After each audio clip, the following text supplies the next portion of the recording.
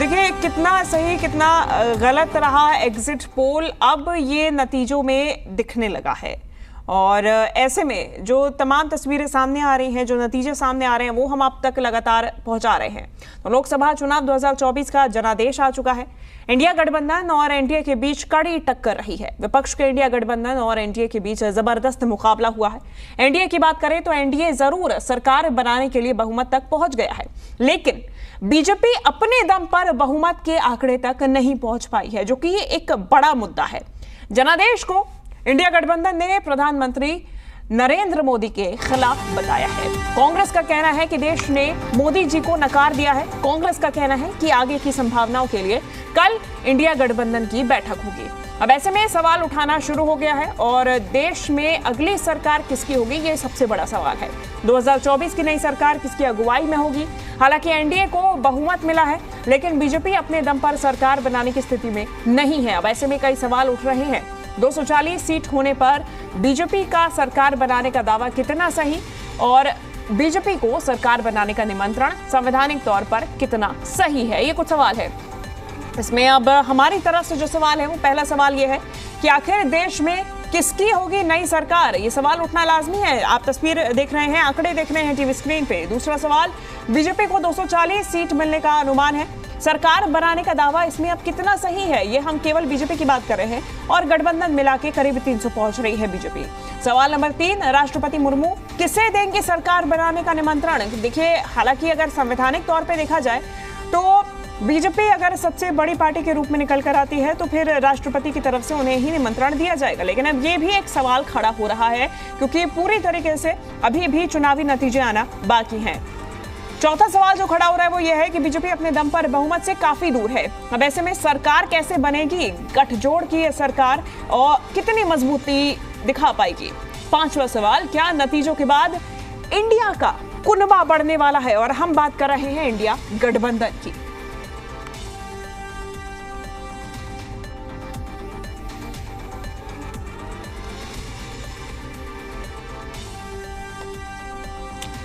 तो चलिए, कुछ सवाल ये खड़े हुए हैं। हमारे साथ में बीजेपी दिल्ली से विधायक अजय महावर जी जुड़ गए हैं।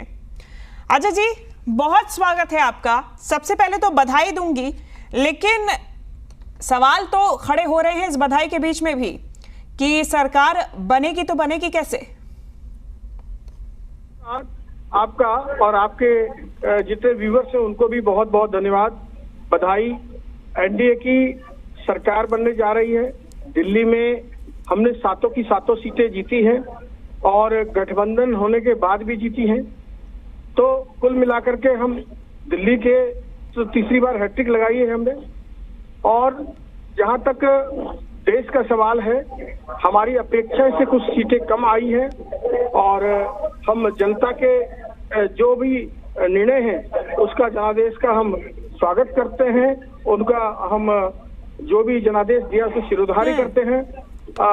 लेकिन एनडीए को पूर्ण बहुमत मिला है, यह भी एक सच है, और एनडीए सरकार बनाने जा रही है, यह भी एक सत्य है। ठीक है अजय जी, एनडीए को पूर्ण बहुमत मिला है। हालांकि आपका नारा 400 पार का था। बीजेपी को पूर्ण बहुमत नहीं मिल पाया है, तो मुश्किलात कहीं ना कहीं बढ़ती हुई तो नजर आएगी। नहीं, ठीक है, हमको अपनी अभी संख्या बल हमारा जो हमारे एक्सपेक्टेशन थे उससे थोड़ी कम आई है, लेकिन बावजूद उसके एनडीए को जो हमारा प्री पोल गठबंधन है उसको पूर्ण बहुमत मिला है। हम गठबंधन में सरकार 14 में भी चलाए हैं, हम गठबंधन में सरकार 20 में भी चलाए हैं, 19 में भी चलाए हैं और अभी 24 में भी चलाएंगे। और ठीक है अजय जी, मैं लौटूंगी आपके पास में। ये दावा तो आप कर रहे हैं कि सरकार हम चलाते जाएंगे। चलिए, आप सरकार बना लेंगे, कितना लंबा चलाएंगे ये अभी भी सवाल बना हुआ है। आंकड़ों को देख के मैं ये सवाल कर रही हूं। हमारे साथ में पूर्व केंद्रीय मंत्री कांग्रेस से कृष्णा तीरथ जी जुड़ गए हैं। कृष्णा जी, अब देखिए सवाल ये खड़ा हो रहा है कि सरकार इंडिया गठबंधन बनाने के लिए पहल करेगा।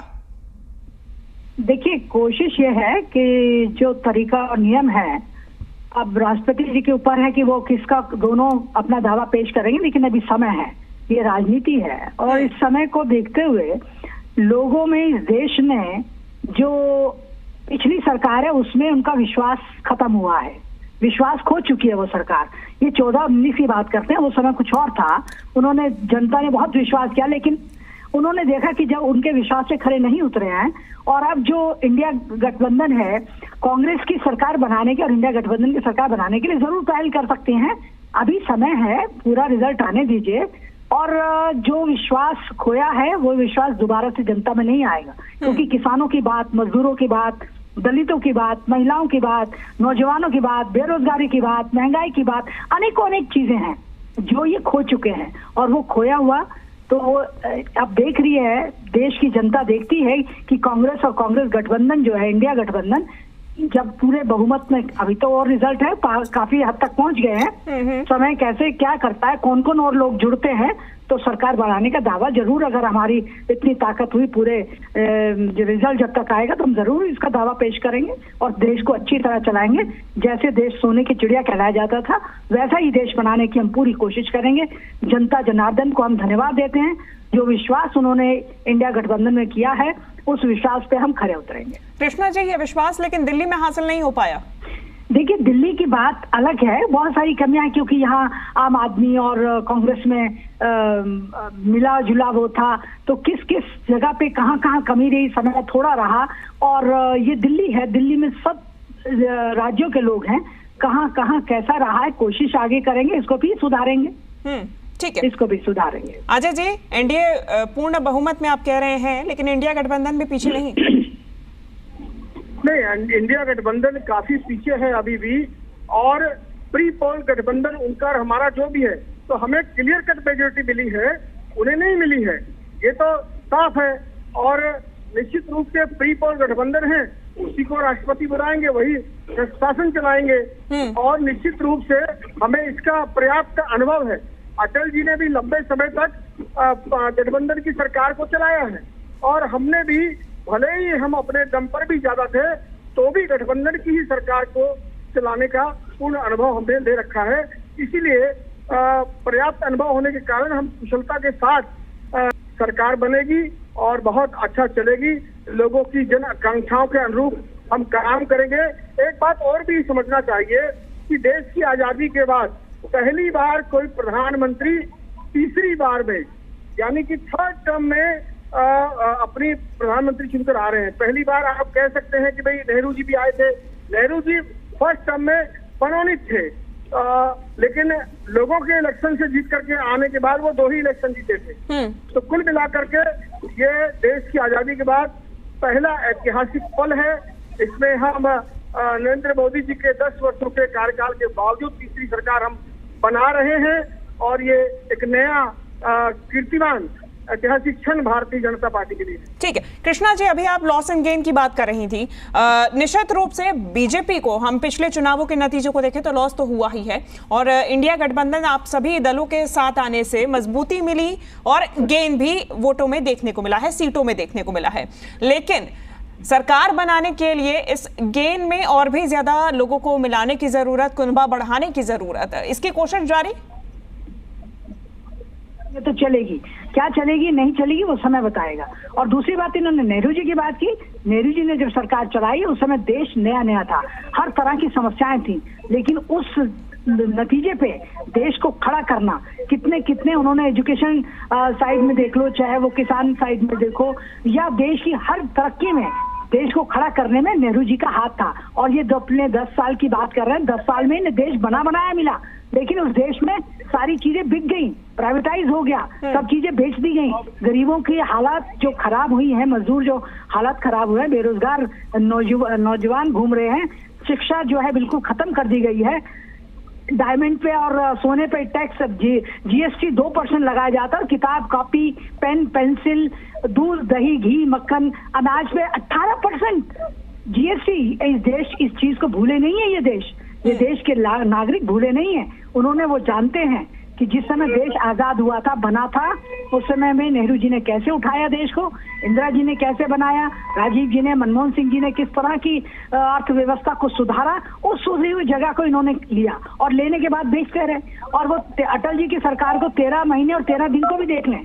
और अभी तो समय है जिस समय में इस इंडिया गठबंधन में और लोग भी आ सकते हैं। जो लोग अंदर से दुखी हैं वो लोग आ सकते हैं और फिर सरकार बनाएंगे और हम देश की जनता की उम्मीदों पे खरा उतरेंगे, ये मेरा विश्वास है। अजय जी, दावा आप कर रहे हैं, चलिए सरकार बनाने को बना भी लेंगे, लेकिन मजबूती कितनी होगी उस सरकार में, ये एक सवाल है। मुलाकातों का दौर शुरू हो चुका है।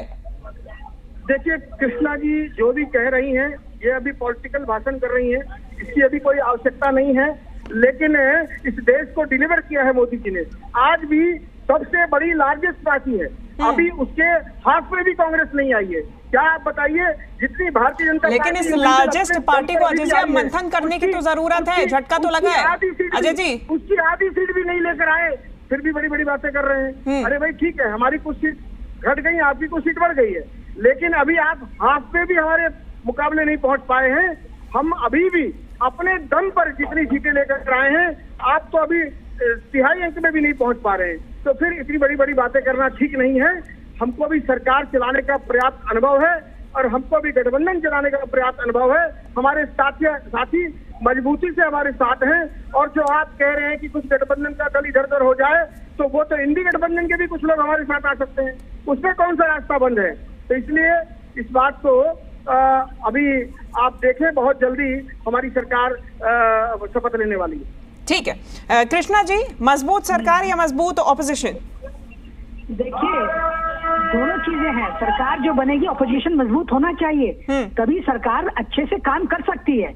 मैं तो समझती हूँ कि हम लोग सरकार बनाएंगे, अभी समय है, अभी देखते हैं, अभी कुछ घंटे और रुकिए। जब सरकार बनेगी तो ये अपना अनुभव बता रहे हैं। देश में 70 साल की बात हमें कहते हैं और फिर कहते हैं हमें 10 साल का अनुभव है। 10 साल इन्होंने कब लिए? जब देश को हमने चलता हुआ देश दिया। चलती हुई गाड़ी में चढ़ना आसान है, लेकिन उस गाड़ी को चलाना, जो इंजन को जोर लगता है, वो कांग्रेस सरकार का अनुभव है। कांग्रेस का 134 साल पुराना इतिहास है।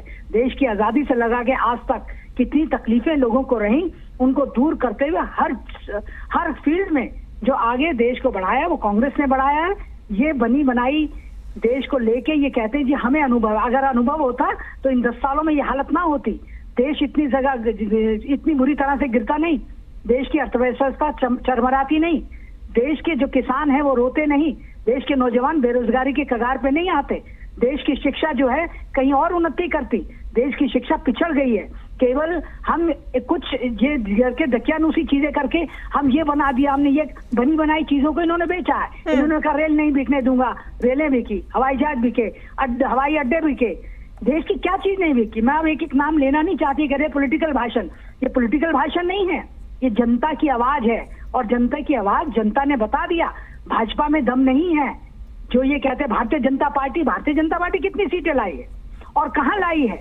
वो अपनी जो गठबंधन किस तरह से जोड़ तोड़ करते हैं वो तो जनता भी जानती है, और ये सरकार भी अच्छी तरह से जो चलाया इन्होंने 10 साल, कैसे चलाया, किसके दम पे चलाया, कैसे चला पाए, वो देश की अर्थव्यवस्था को खत्म किया है, वो सब जानते हैं। पूरे विश्व में हमारा देश जो सबसे आगे होता था वो बहुत पिछड़ा हुआ है।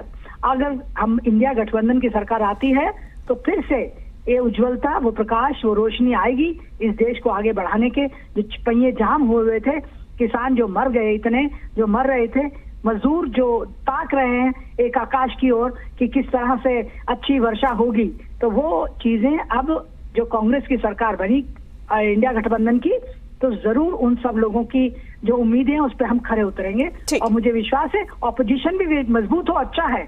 ऑपोजिशन की बात करके यहाँ तो क्या रहा, ऑपोजिशन को पूछा ही नहीं। कोई बिल पास करना है, ऑपोजिशन का आउट कर दिया, किसी को करना है उसे जेल में बंद कर दिया। कहीं किसी का, इस तरह की सरकारें नहीं चलती हैं। ये प्रजातंत्र है, ये भारत देश प्रजातंत्र है, प्रजा का राज है। मैं प्रजा को धन्यवाद देती हूँ कि उन्होंने पूरी ताकत से, जितनी ताकत हो सकती है, कहीं कहीं कोई चीज गलत हुई भी है, उन्होंने उसके बावजूद पूरा बहुमत देने की कोशिश की है। उसके लिए मैं जनता को धन्यवाद करती हूँ। भारत के हर नागरिक को, हर जाति, धर्म, भाषा, प्रांत, राज्य को, जो लोगों ने हमें जो जिताने की कोशिश की है, मैं उनको धन्यवाद करती हूँ। ठीक है, मैं लौटूंगी आपके पास एक आखिरी सवाल के साथ में।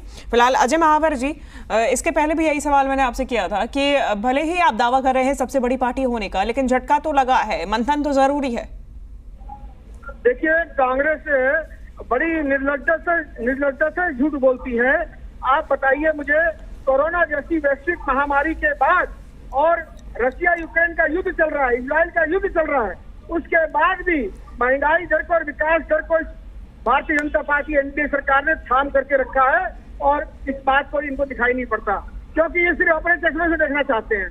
और जिस प्रकार से डिलीवरी दी है सरकार ने कोरोना में भी, और जिस प्रकार से डिलीवरी दी है, चाहे सड़कों का जाल हो, चाहे राष्ट्र के सम्मान प्राइड की बात हो, भारतीय जनता पार्टी एनडीए दल ने हमेशा इसे नेशनल प्राइड को ऊपर रख करके डेवलपमेंट का काम किया, गरीबों का, दलितों का, महिलाओं का, किसानों का सम्मान किया है। 31 लाख करोड़ रुपया डायरेक्ट बेनिफिशियरी अकाउंट पे किसानों के गए, जबकि इनके शासन में सिर्फ 15 पैसा जाया करता था। इसलिए ये अपने कुछ भी डींगे हाँकते रहे, और अभी तो हाल ये है कि इनके पास कुछ नहीं है, तब ये इतनी बातें कर रहे हैं। हमारे पास पूर्ण बहुमत है, पूर्ण बहुमत से स्पष्ट सरकार चलेगी, अच्छी सरकार चलेगी, और 10 वर्षों का जो अभी का अनुभव है ये भी उसमें काम आएगा। ये कुछ भी कहते रहे, बेहद अच्छी सरकार चलने वाली है हमारे एनडीए गठबंधन की। ठीक है कृष्णा जी, आखिरी सवाल मेरा, आप कह रहे थे कि देखिए ये कोरोना की बात कर रहे हैं, मैं सवाल आपका सुनने से पहले बात करती हूँ। एक सेकंड कृष्णा जी, ऐड करके आप फाइनल जवाब दे दीजिएगा।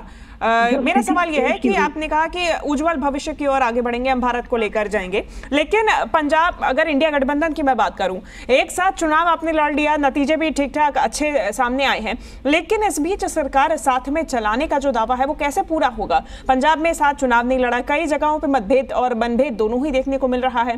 देवेंद्र यादव दिल्ली में बोल रहे हैं अब कि हम आम आदमी पार्टी के साथ नहीं है।